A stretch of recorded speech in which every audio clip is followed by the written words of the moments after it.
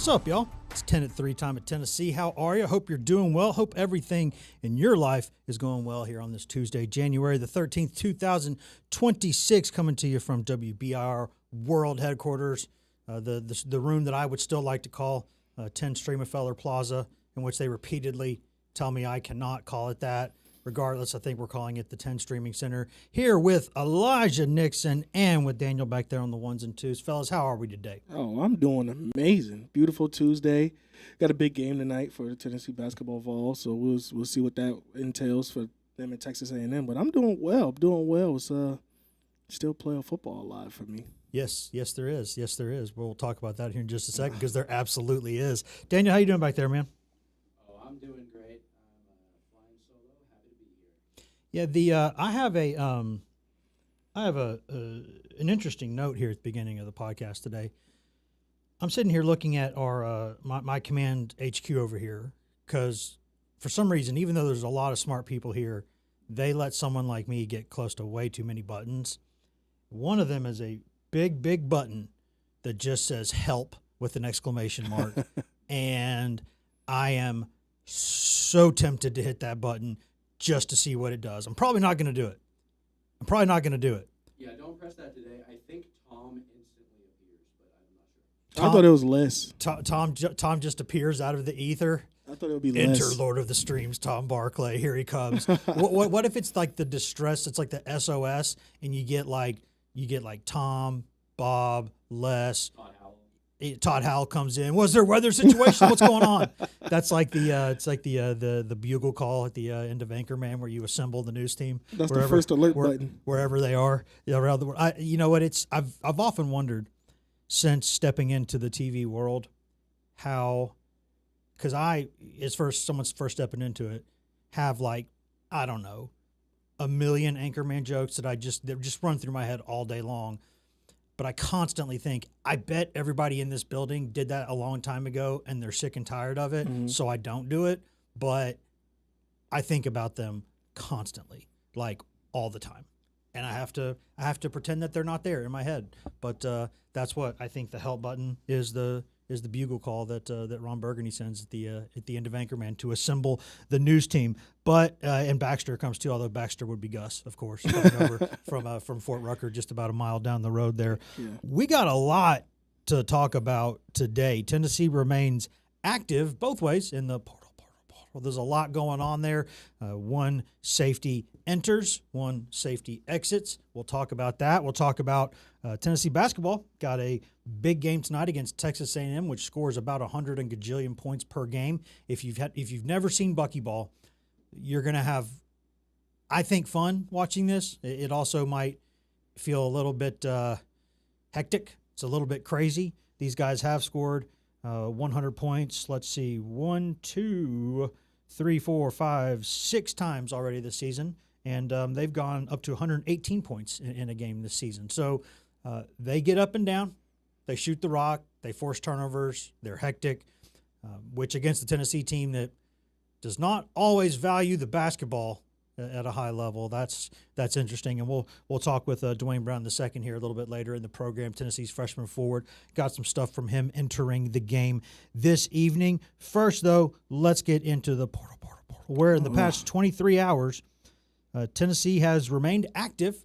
As of today, the Vols added safety TJ Metcalf from Michigan. So if you're keeping score, that's 11 players that we know of as of 3:05 p.m. Eastern on Tuesday, January the 13th, 2026. We timestamp that because the portal is nuts, and it changes all the time. That's where we are right now. That's where things stand right now. You got TJ Metcalf, this Birmingham, Alabama native, spent 2 seasons at Arkansas, was on the Arkansas team that upset Tennessee during the year Tennessee went to the college football playoff. So that happened. He had 7 tackles in that game, by the way. He was an honorable mention, all Big Ten, by the writers and the coaches this season. He had what I think is a productive season. He spent 2 seasons at Arkansas, then challenges himself, goes up to Michigan, The Sharon Moore stuff happens, so 30 guys plus from Michigan going to the portal. He's one of them, and he will be playing his fourth and final season of college football in Knoxville, Tennessee, closer to home than he's been at any point during his career. So that's nice, but it's at the point now where when guys come in from the portal, you're often going to see guys with a late entrance or exit out of the portal. And I don't know if I can directly connect these two things. But Caleb Beasley has left Tennessee, or he's not left Tennessee football. He has stepped into the portal. He's out there, 13 games as a reserve this season, 24 tackles. Former four-star prospect from Nashville there at Lipscomb, and a good player. But I think famous last words, of course, right? Mm-hmm. I think if you have to get rid of Caleb Beasley to get T.J. Metcalf, I think you would probably take that trade. 2 years of Caleb Beasley versus one of Metcalf, I think I'd make that trade. Yeah, I think I would too. I mean, and on top of that with Caleb, I mean, they got 1,000 safeties in this portal. So he was just seeing himself sink further and further in his depth chart anyway. But I think with, like you just said, with TJ, who's a proven guy who played at the Big Ten level, with Michigan, and now coming down to SEC football. Coming back to SEC football, coming back, yeah. So it's like he has a They know that, probably experience is what's going to lead that defense. And also with, I'm pretty sure, I kept thinking the defensive back coach that came home from Ohio State. Which one? The corners coach? The corners coach. The corners coach is Michael Johnson. Michael Johnson Jr. Yeah, with him probably seeing him up close and personal last year or the past couple of seasons or how long he was at Michigan. He probably said, "Hey, I like this kid anyway, so let's grab him and let's get him over here." So I think it worked out for them, and especially with the defense that they want to run now. Yeah, and what you're seeing with this, obviously with this portal class, is a lot of connections. You're seeing guys who have either coached these guys before, or they've coached against these guys before, or they've recruited them before. There's not a lot of complete newness here in this. There's obviously, and we talked about this, when you add someone like Jim Knowles as your defensive coordinator, you're not just adding one of the guys with the best sort of reputations in college football as a builder of defenses, of elite defenses. You're getting a kind of a cascade effect from that. Like, you're getting assistant coaches who are top-notch assistant coaches who want to go work with him. You're going to get players who want to come out of the portal and come play for him. He's someone whose reputation sells itself. And so that's how you get, Anthony Poindexter to come with him. That's how you get, the corners coach to come with him. That's how you go get 11 out of 11 players in the portal Tennessee's added so far, 8 of them are defensive players. 4 of them are defensive backs. So what you're seeing here is, again, there's work to do. We'll talk about the quarterback situation in a minute because Sam Levitt's officially off the board now. Yeah. Bo Pibula is officially off the board now. Questions there, and they're going to have to get answered. We're not going to ignore that. But I think what you're seeing by and large this offseason is what I said going into it, which was Josh Heupel needs to understand this assignment. And I think to this point, he mostly has understood that assignment. He has cleaned house on the defensive staff. He has looked at that secondary that he had to watch like everybody else did for 3 or 4 months, just struggle at times, and some of your stars weren't there. So it's one of those weird times where you might have 2 first-round corners drafted from your defense, and you might have in that defense, on that roster, 4 corners who could go in the first round at some point, because that could be Gibson and Hood this season. That could be Ty Redmond in 2 years or 3 years. That could be Ricky Gibson III, who's now at A&M next season. And Arion Carter, a good player, Joshua Josephs. There were pieces on that defense that were very good. But those guys didn't stay healthy. There were some issues there. They didn't play well.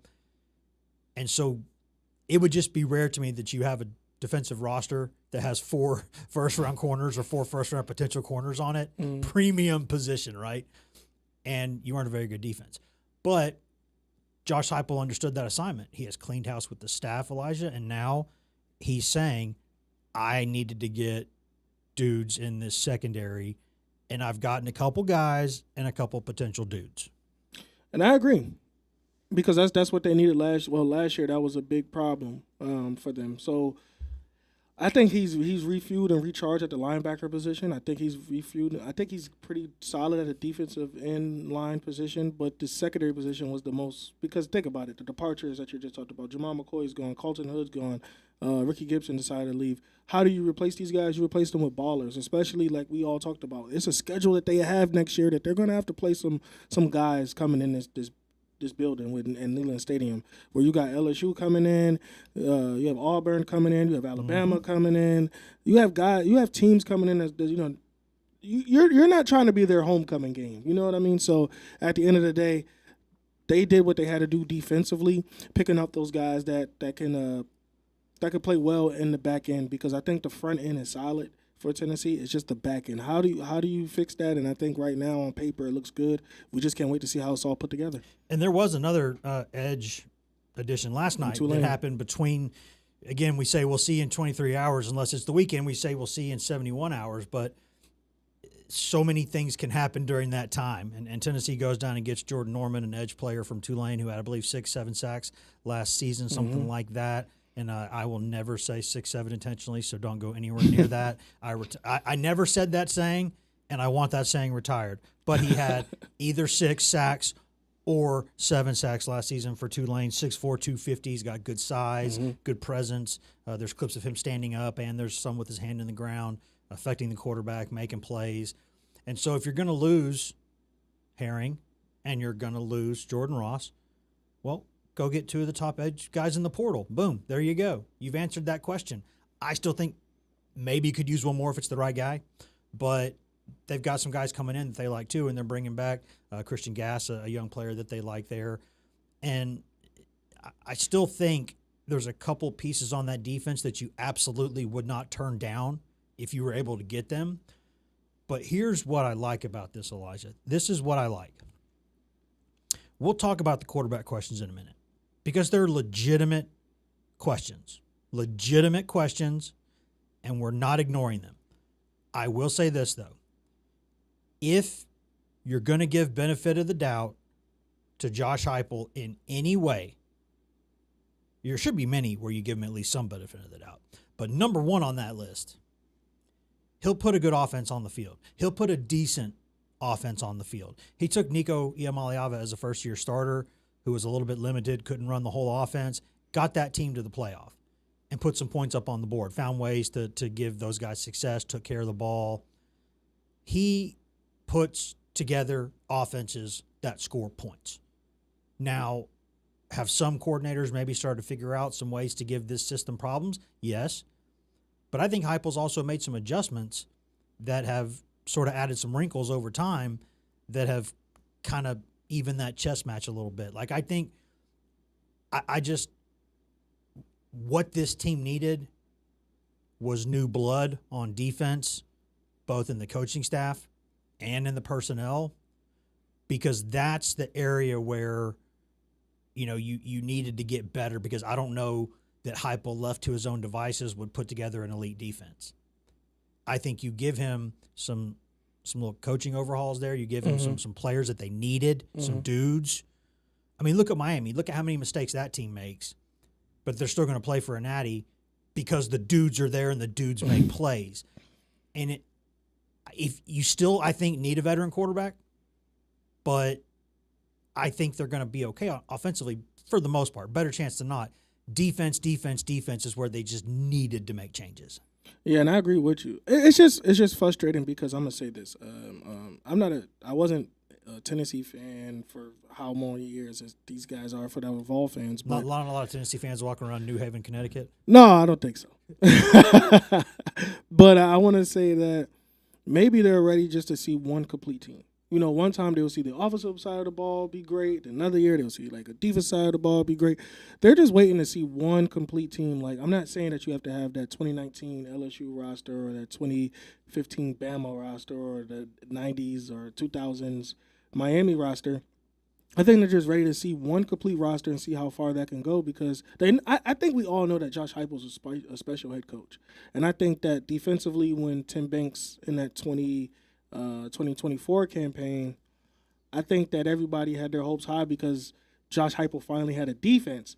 He didn't have the best offense that year, but Just imagine if that defense was with the offense this year. That's what they're trying to figure out. I think that's what fans are waiting to see. That's why I think they were so high on a Sam Levitt, or if they would have got Sorsby and things of that nature, because they're ready to see just one complete season where you can have both defensively and offensively, because Tennessee's due for a natty.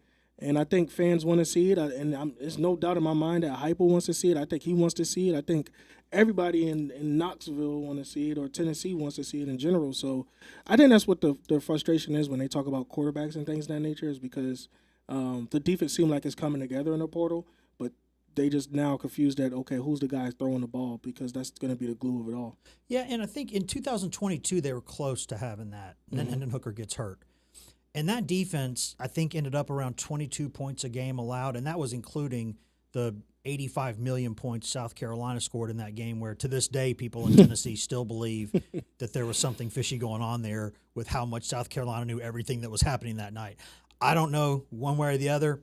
I have no opinion on the matter because it looked weird, but, I mean, Williams-Brice Stadium at night, weird things happen. Like that, I'm not going to make an accusation there. I will say it was weird at times that night, but I've seen Tennessee go to that stadium at night and have stuff on the line and not get it done before. So I'm not assuming anything there. But what I'm saying is that team was pretty close to being complete, but the defense wasn't elite, but it was solid. There were some good players there, and they were able to score at will on everybody that year, and that team was close to being complete. And, of course, then the next season you were better, defensively, but not as much offensively. And then you were better offensively, but not as good defensively. And so it's been, to your point, yes, that's where things have been. And it's just, I think that gets back to how difficult it is to budget and get a complete roster put together, because you're turning this thing over on an annual basis now. And unless you have just an unlimited pile of money, and Tennessee's got a bigger pile than most. Mm-hmm. Now, there's a handful of teams that have a bigger pile, but Tennessee's got a bigger pile than a majority of Power 4 conference teams, no question about that. Like top 10 pockets. But there's still a difference. When you're a top 10 pocket and not like a top 3 or 4 or 5 pocket, there's still just a couple pieces there that you just can't necessarily afford, or you have to make more decisions. So you just have to get it right. Right. And it just gives you the margin for error changes just a little bit. You've still got some, but you don't have – it's not like where – again, I say this, like Miami this season, where they're just like, let's just – what's it take? Let's just go get these guys and figure it out. Mm-hmm. And Texas Tech got to the playoff too by doing that, by saying, you know what, let's just buy everybody we can buy. And, hey, I'm not hating on it because it ain't illegal. And I don't think there's anything shameful about it either. You're trying to win. They're trying to win. You try to win your way. They try to win their way. And that's how it goes. But it's just – I think it's good that Tennessee's been more aggressive in the portal this cycle, because they needed to be. Yeah. Because I think they're, for the most part, reading the room, and they're seeing what's getting it done in college football right now. Older guys. So I think they're going in and getting some of these guys where it's like, hey, if I can have 2 or 3 years of a player I already have, and I think he could be pretty good, but I get 1 year of a player who I'm pretty darn sure is going to be pretty good, I'll take that, because ain't nothing guaranteed behind that next year anyway. So, But again, there's something about the assignment that Tennessee, I do think it understands, but it hasn't completed yet.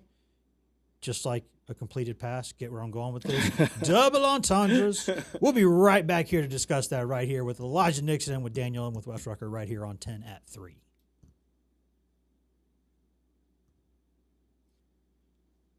Secret time?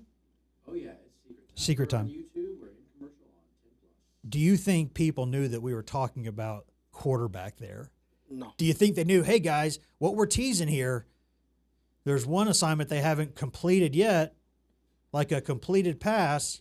It's my dad jokes. I can't. All right. I had one last night, too. At the end of that game, when the Steelers kicked the PAT, Fairbairn did that went under, or the Texans did that went under the bar, and I was like, somebody bet the under and under the crossbar.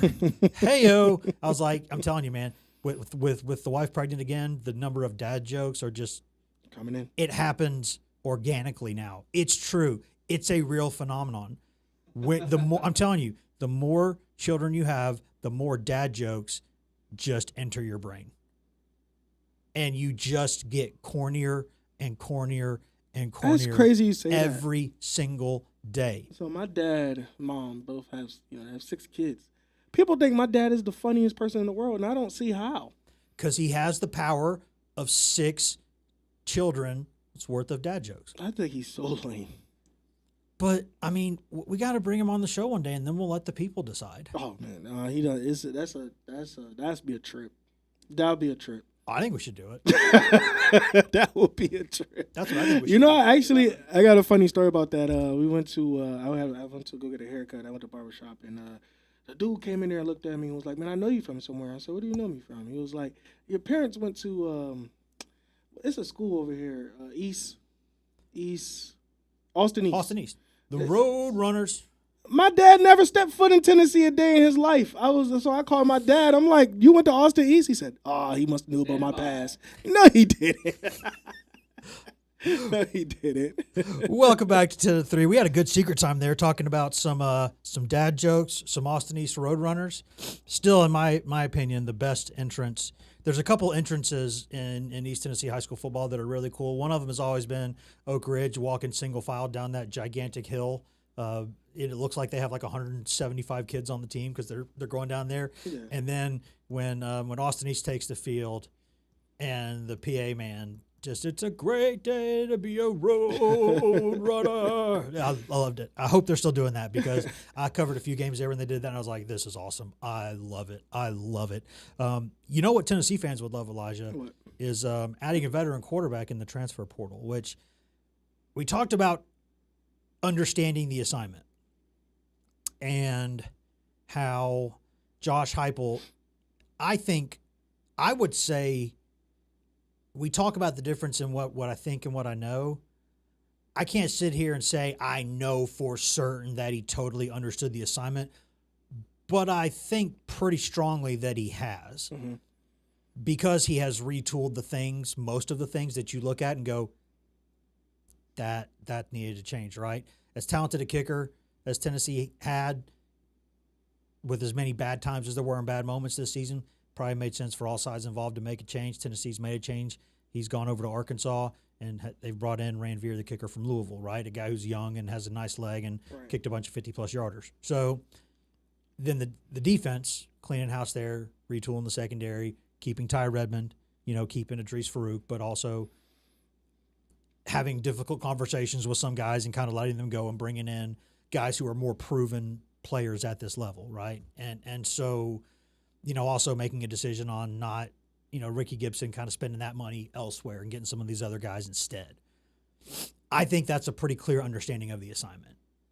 We'll know when the proof's in the pudding, so we'll know that then. But I think there's reason to suspect he has. Now you go look at the quarterback situation, and that has not gotten done yet. I am interested to see what Tennessee does now, where it goes now, because something could still shake loose. There could be a guy who has not even entered the portal yet who could see that Tennessee and others are still looking for an active quarterback, and that player has an agent who says, by the way, there's some desperate people in this portal now, son, so if you want to go ahead and get in the portal now, you're going to get a big pay raise from either your current school or somebody else. Right. So there might be guys who are available now who wouldn't be. So let's not, again, we'll judge the window when it closes. And then we'll have final judgment once the season is played. But Tennessee has made an effort at quarterback, has made pretty strong offers to some of these guys, but so have other people. Right. And Sam Leavitt chose to go with Lane Kiffin. Hey, that you can't sit here and say with the guy's history of quarterbacks that's a bad decision. It's a decision that he made, and it wasn't Tennessee. And so now, the Mizzou quarterback's gone to Virginia, some other guys. We'll see what's going on there. Right now, college football is zigging.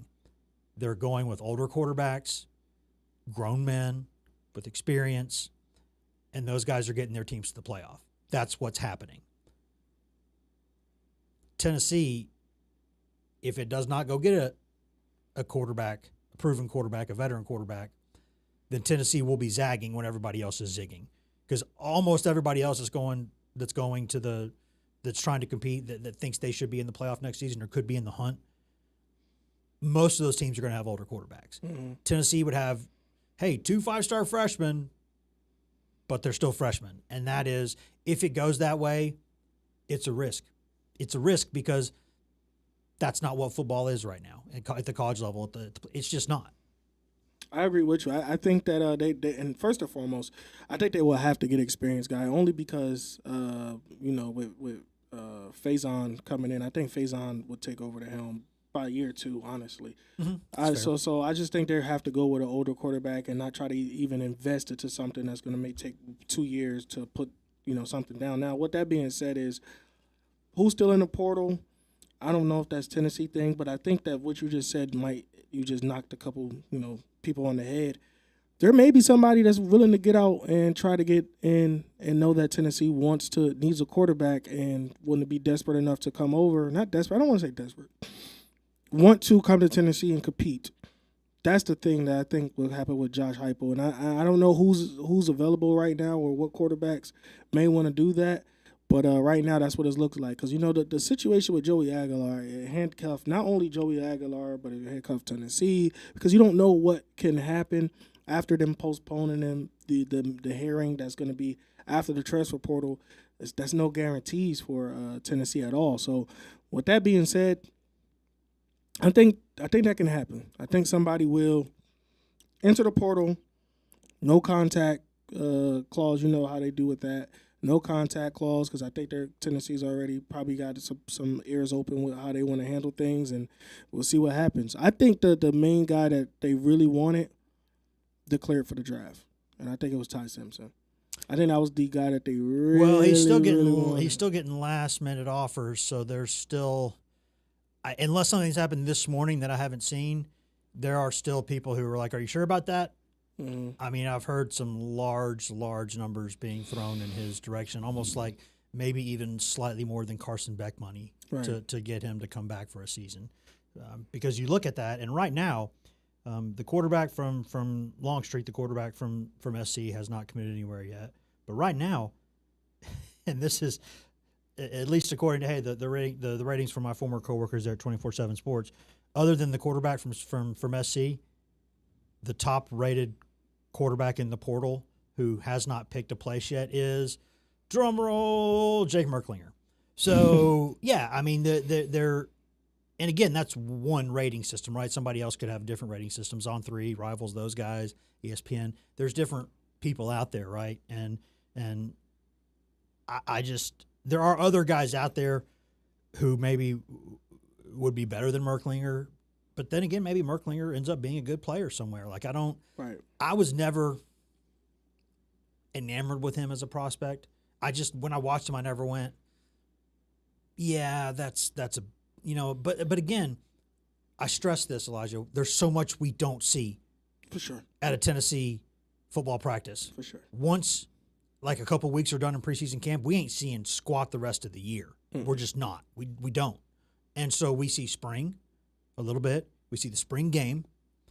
And then we see sometimes the most portal or the most practice film we see is when guys go into the portal, and they release their own video, and you see some practice clips that way. I mean, that's the closest that we get. So, again, I can't – so when we say these things, we're going based off what we hear more so than ever, because we used to be able to at least see parts of practice. And so that would give you more intelligence, firsthand knowledge going into looking at something. Now, we kind of got to go with what we see. Right. And so, again, what's going to happen with Merklinger? I don't know. I mean, he hadn't committed anywhere, so we'll see. But I think right now, if you're Tennessee, you're kind of hoping that something shakes loose here. Because with Joey Aguilar, we don't know what's going on there. He could still technically, I suppose, get that final year of eligibility, but it's not going to happen before the portal closes. No. And because that came out yesterday, the judge in the case said, I understand your sense of urgency here, but I got other things on my docket I don't have time to get a hearing this week. So they hope to get it scheduled in a couple weeks. But again, at that point, what can you do? So at that point, I guess you could be like, hey, if you didn't sign anybody else, Joey, you want to come on back? I mean, yeah, they'd be fine with that. Mm-hmm. But right now, they would still have to be pretty active because if you had to bet right now, I'd say it's less than 50-50 that he gets that year, certainly. So you're having to say, hey, we love you, Joey, but we got to go get somebody. And if we do and you get your year and you want to go somewhere, totally fine. We understand. If you want to stay, we love you. We're happy to do that. So you all can compete. But it's a complicated situation, and I think you have to just err on the side of thinking he's not going to be back for anybody at the college level next season. So I think you're probably in a situation where you've got to hope that something starts to shake loose a little bit. Yeah, I agree. Do you know how long you have until you could take your name out of the NFL draft? How long is that? I don't know, but at that point, the portal would be closed until the spring, I guess. We're at Tuesday. The portal would then be open, I guess, after spring practice again. No, this is its only one. Oh, it's the only one because it's different this year, right? Yeah, there's only one. Yeah, that's right. That's right. That's right. Spring. Good. That's I always get tripped up on stuff when there's like two sports going on at the same time. When it's hoops and football season, yeah, or baseball and hoop season, I get my wires tripped. But yes, good point. So that's why I'm trying to figure out if Ty would take his name out of the draft. Is he getting first? I don't know. First round. Right now, the only two quarterbacks that I know are getting first round grades are Mendoza and Oregon's quarterback. Those guys might be the first two picks in the draft, and then after that, there's some people who have Simpson as the third quarterback, but some people have him late first round, some have him early second. Of course, it's the draft, so somebody could trade up. Somebody could just be so desperate for a quarterback that they go up to 15 or 16 and take him because they just need a quarterback and they don't think he'll be there. Like that, we know how the draft goes, right? Weird things happen or things change. So I don't know exactly, but that's got to be pretty soon. He would have to make that decision. So because you're talking about a Friday, to be in the portal, and then however long you can, whatever after that. So I mean, it's a crazy few days, and if you're Tennessee, you're kind of, you can go into a season with the two freshmen. It's not the end of the world. I give it Thursday. I think they're going to make one more swing at him.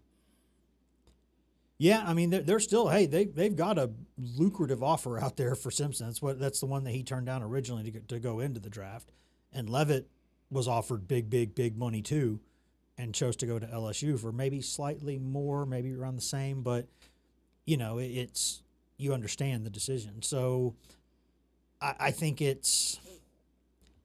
I don't think this story is done yet. I don't think so either. But I don't know. I mean, it's so, and this is what I hate about this, and I know, Elijah, you got to go here in just a second, but I hate this time of year because when you're doing a live show and you're doing it for at least an hour every day, and then you're trying to clip it, get it out there, by the time that you leave this studio and get this thing, because if you're not watching it live, we want to upload it as soon as possible for everybody to go watch on all the apps, 10 News Mobile, WBR Plus, Smart TV app, the website, the podcast feeds, all of it. But like in the 15 or 30 minutes that you can take to get all that stuff clipped and edited and sent out, it can be old. And it's exciting in a way. And it gives you a sense of urgency, but it also almost gives you like a sense of futility at times. like, why don't I just sit behind a desk all day long with the camera on all day long? I'll eat lunch on this thing. I'll sit here and sip my coffee on this thing, my tea, whatever's in jumbo over here. And then just as things happen, I'll be like, get a text. Hey, I just heard this. Hey, I just heard this. And we're not going to clip this later because it's not going to matter later, but this is what I'm hearing right now. I mean, that's just have like the, just like a live spoken version of Twitter, basically. I give it like that would be what it is. Because that's what's going on right now. I give it to Thursday. I think they're gonna sway Ty Simpson to come back. I give it to Thursday. I don't know what time the portal closes on Friday. I'm guessing end of business, probably. Right, 6:00 probably. something like that, or Hopefully 3 p.m. might be whatever time is 5 o'clock Pacific time or something. No, like close. You got to have end of business Close day before happy hour. You got to have end of business day for the Pacific Coast too. Now you got to be fair. There are only 2 time zones that matter in this country, but that's the other one. So the other ones. Meh. Do you know, Daniel? Did you look it up? Yeah, it looks like Friday, January 16th at 11:59 p.m. There you go. Players have 48 hours after they notify their school to be officially entered by compliance. I'll let you all explain what that means. That means basically that you get cleared through the paperwork gets done, you're admitted to the university, and you're posted officially to the university's system, and you're eligible to be on the football team. That's basically what all that means. And talk about a job I would not do for all of King Solomon's gold.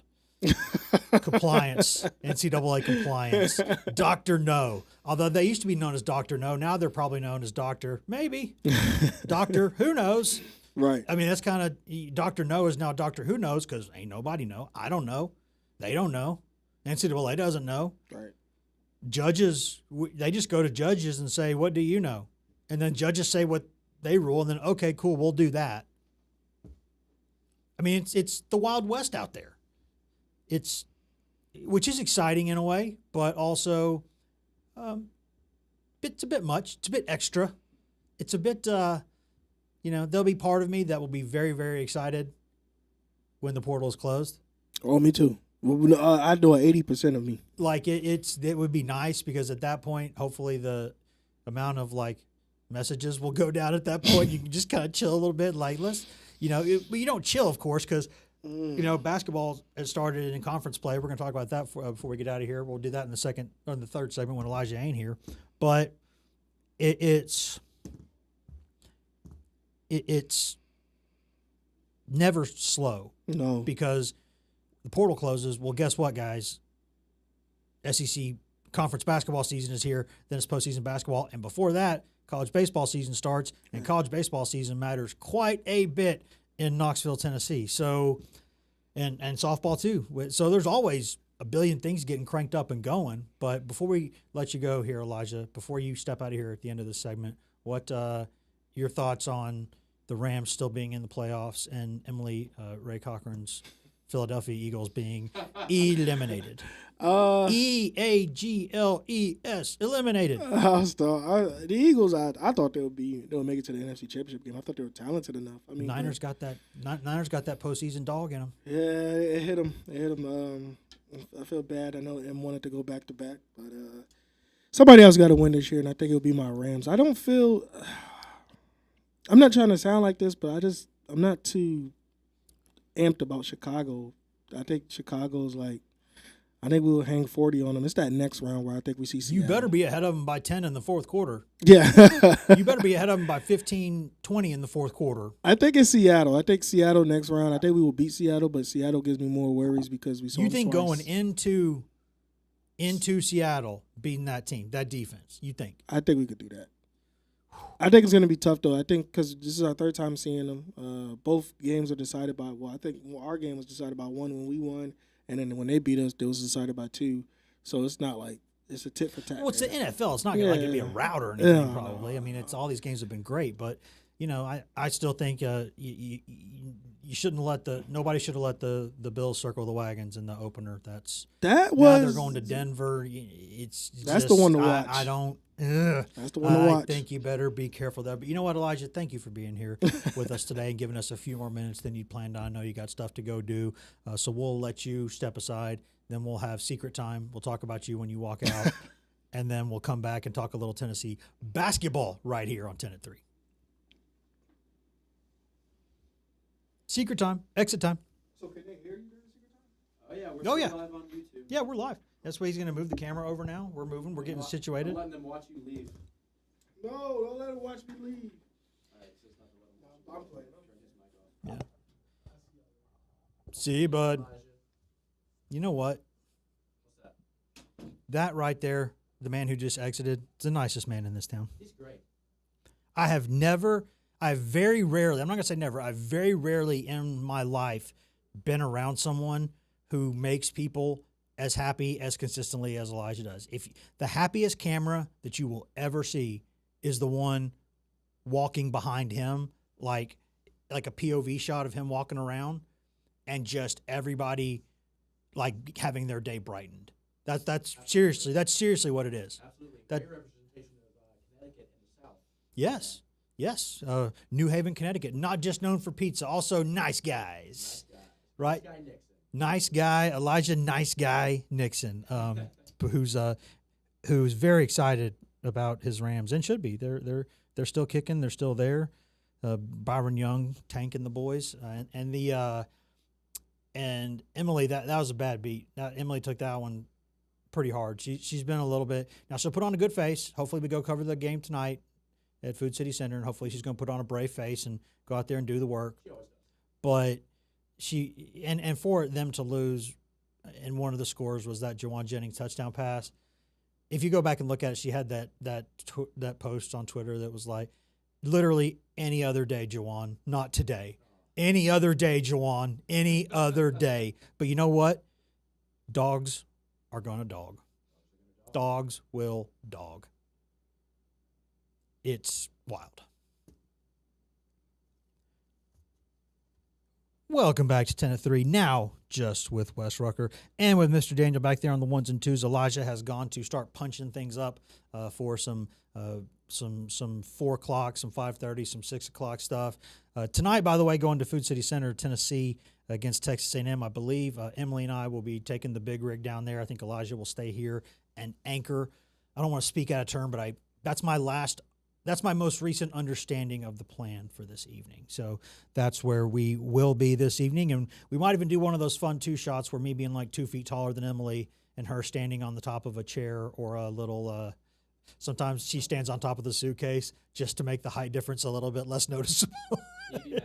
It's it's not TV magic anymore because I've just discussed it out loud, but that's what I do. No secrets, no filter.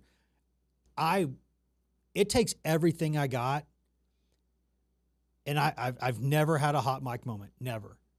But the amount of energy that takes for the son of a retired contractor and farmer, and a guy who played baseball most of his life, like the effort that it takes to keep this language family friendly, it's like I can do that. But in order to do that, I have to sap almost all of my powers. So other things can sometimes get lost in the wash because I'm rule number one is rule number one. Don't say words that you normally say. Just try to. And some would say, why don't you just get more mature and clean up the act? You're about to be a father of 2. I'm like, well, yeah, but I mean, I think actions mean more than words. I don't want to offend anybody. I don't. But I've always said, for the most part, sticks and stones. But again, you can't project your own ethics or morality on the world writ large. Like everybody's got their own code. So I try to be respectful, try to be mindful, but to do that, it takes away from other powers. It just does. Normally, if I could take that, maybe I might be able to fly if I could not have to do that. You hear that? You hear that, bosses? You just let me say whatever I want. I might be able to fly. Think about that. And I don't mean like metaphorically, I mean literally fly. Who knows? My son wants a jetpack. Maybe we can get one. His mom would love that. Tennessee basketball tonight. Big game. And an interesting game of styles. And you've got this Texas A&M team, which you talk about the difference between buzzball to buckyball in 1 year.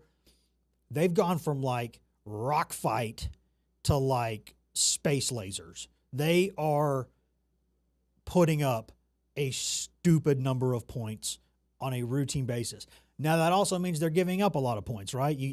That's how things go. So tonight, that clash of styles with Tennessee wanting to put the handcuffs on them and them wanting to fly around, that to me is fun. You know why? Styles make fights. Styles make fights. In every sport, styles make fights. And I think this is a really, really interesting one because A&M forces a lot of turnovers. I think third most in Power 4 conference basketball. I think it's something like 16.2 turnovers forced per game and 9.6 steals per game, both of those third in Power 4 basketball. And we know what Tennessee's turnover percentage is. We know that the turnovers and free throws are the only things preventing this Tennessee team from being ranked in the top 10 right now. We know this. We've seen the games. You don't have to have a PhD in ball to watch this and see, hey, they're doing all other things all right. They're offensive rebounding at a ridiculous level. They're playing, for the most part, really good defense, like they always do. If they would just not turn the ball over every 3 possessions and make a few more free throws, they're right there competing again. Could be a third straight Elite Eight. Could be more. A lot of people are so checked out on this team. I'm not. I still see the potential there. But the flaws that have to get corrected are obvious. And we heard Rick Barnes talk about that yesterday. And we'll hear freshman forward Dwayne Brown talk about that now. And Dwayne Brown, of course, is someone who, as a freshman, Rick Barnes says is one of his most consistent performers day in and day out. And that's why he's out there starting, despite having results that go up and down as they do with most freshmen, because consistently the young man is doing, for the most part, what he wants him to do. And he's been the biggest surprise on the team. He was a nice prospect, wasn't a huge prospect, but he's someone who fits what Tennessee wants and someone the staff loves and someone who's really physically tough, really mentally tough, smart, and could be a 3 or 4 year really good college basketball player. So we'll talk a little bit more about that, about this game. But before that, we'll let Dwayne Brown talk about this game, talk about the game against Florida, the problems, talk about what's going on in this game against A&M, and more. Here's Tennessee freshman forward Dwayne Brown II. What was it like watching the tape back, I guess, yesterday with Rick Barnes and the coaching staff? I mean, it was good, but I mean, we just got to take it as a learning experience, get ready to grow from it, and it's a quick turnaround, so we got to get ready to move on to the next game. What was their main message during that film session? That we can be way better than we are sometimes, and that it's a lot of room for improvement, but we have to do it ourselves every day and practice and on the court.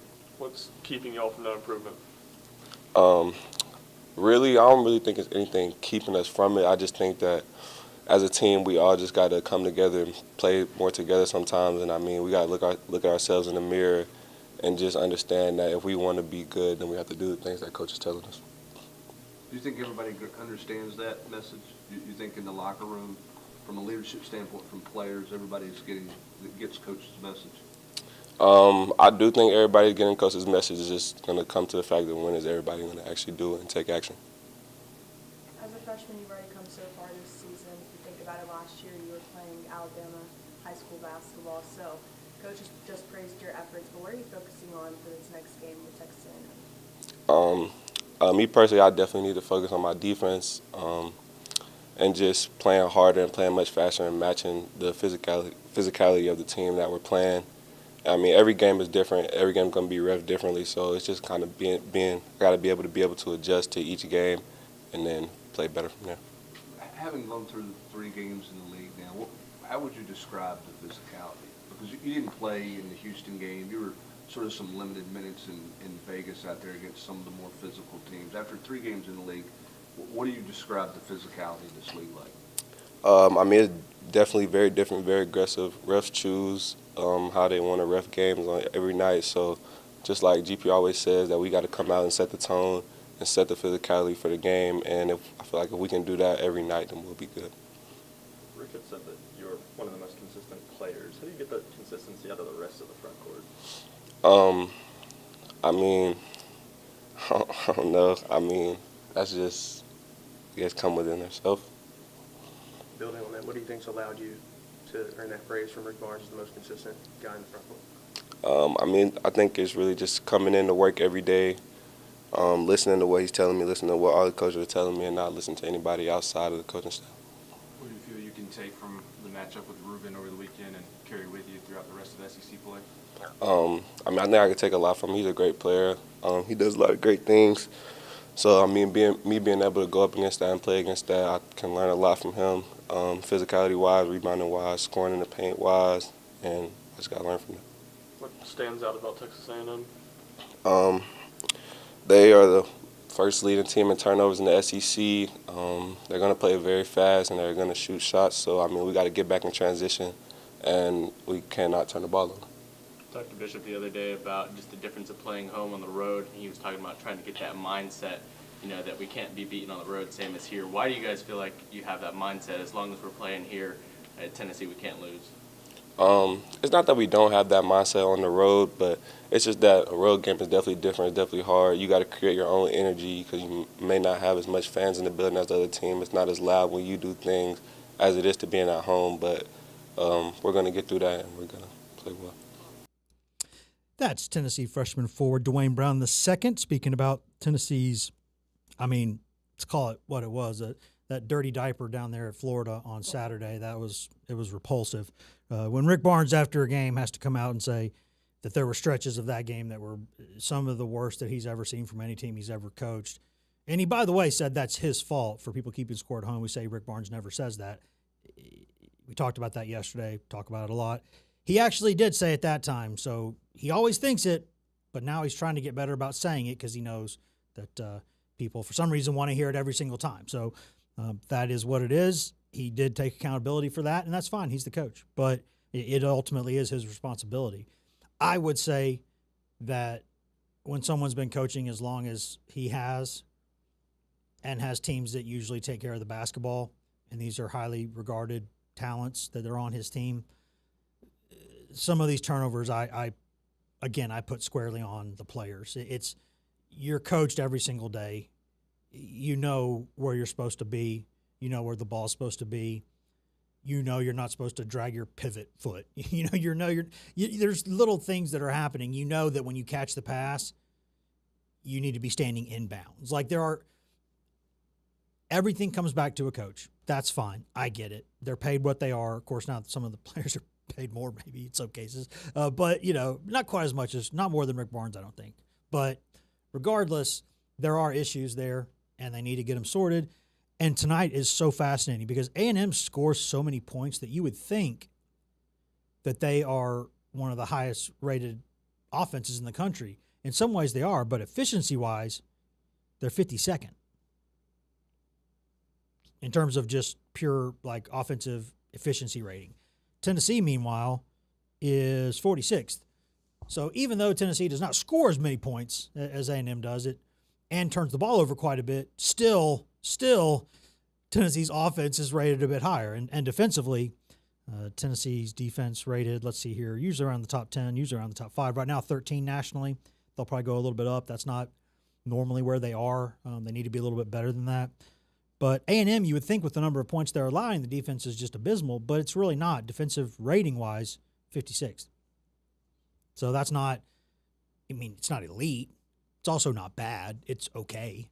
If you pair that with a really good offense, you're fine. If you're top 20 or top 30 in both offense and defense rating, you're usually pretty good. And right now, Tennessee needs to get the offense more efficient to get up there. And you know what would help the offense be more efficient? Maybe not turning the ball over every 3 or 4 trips down the floor. That would help. That would help. That'd be where I'd start. Again, 0 wins as a college basketball coach here or player. 0 losses also, but 0 wins. My first suggestion would be take care of the basketball a little bit better and then see what happens. Because right now there are some teams out there that looking a bit wagon. Like Michigan finally lost, but looks really good offensively, defensively. Arizona, same. Iowa State, elite defensively, pretty darn good offensively. Vandy, 5th offensive efficiency, 11th defensive efficiency. On paper, that would tell you that's a legitimate national championship contender. The pollsters still don't quite believe in Vandy. They got them around 10. Computers say that's the number 5 team in the country. So look out there. I think Tennessee's favored by about 10 points tonight. At home, that makes some sense to me. Tennessee's just hard to beat in that building. And I know things are that wretched performance in Gainesville. It got some people down.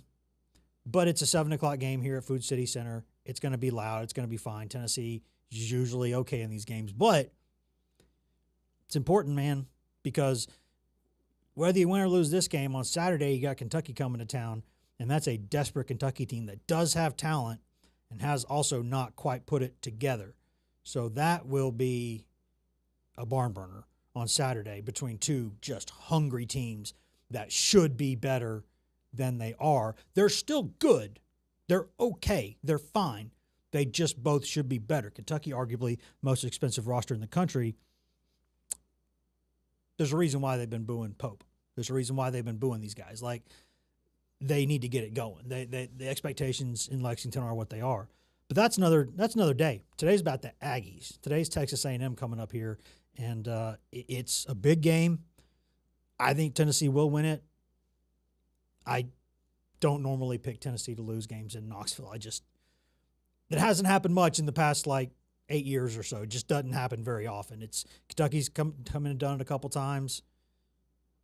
It's not been done a lot. So, yeah, I think Tennessee is okay tonight. If the crowd's there, if the students are back into it, everybody's loud, hopped up, I think Tennessee will take care of business. And regardless, we'll be here to talk about it in 23 hours because it could be good news, it could be bad news. Same with the portal. Could be good news, could be bad news. Whatever it is, we'll tell you what the news is. We'll be honest about it. We'll shoot you straight. And then we'll do it again 23 hours after that. So y'all have a good evening. Enjoy the game. Be safe if you're out there on the road. Make good decisions. We'll see y'all in about 23 hours.